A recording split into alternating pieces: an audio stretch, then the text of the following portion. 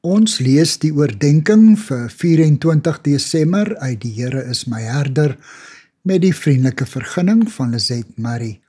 Die opskrif vandag is die mag van woorde. Ons teksvers, Psalm 19 vers 15, lees soos volg: Mag wat ek sê en wat ek dink, tog vir U aanneemlik wees, Here. In hulle reis saam met God het die woestynvader stilte opgesoek. Ons daarenteen word daagliks met woord-oordaad gekonfronteer.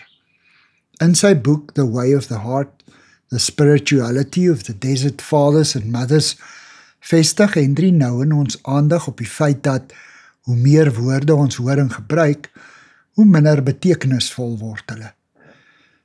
Die Bybel beklemtoon die krag van woorde en nie woorde. In Spreuke 15 vers 1 skryf die spreukedigter: 'n sagte antwoord laat woede bedaar. 'n krenkende woord laat woede opvlam. So voor die hand liggend, maar terselfdertyd so moeilik om na te kom.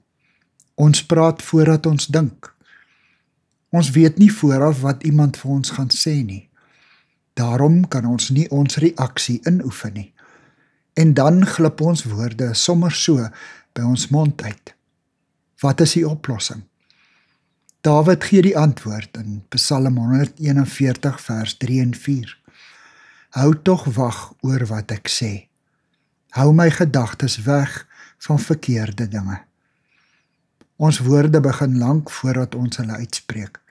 Hulle begin in ons hart. Wanneer ons hart vul met dit wat goed en edel is, word dit woorde wat ons spontaan uitspreek. Daarom waarsku die spreukedigter ons in Spreuke 4 vers 23, wees veral versigtig met wat in jou hart omgaan, want dit bepaal jou hele lewe. Ons woorde het ook 'n invloed op die lewe van ander.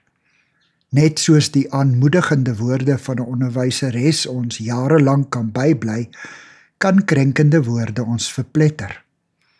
Jesus het die krag van woorde geken. Hy het dit wys en spaarsamig gebruik.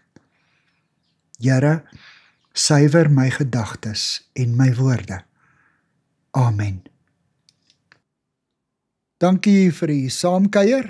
Ek deel Lizette se kontak en webblad besonderhede in die inligtingsparagraaf van hierdie voorlesing. Daar is ook skakels na voorlesings van Lizette se ander publikasies wat op hierdie platform beskikbaar is.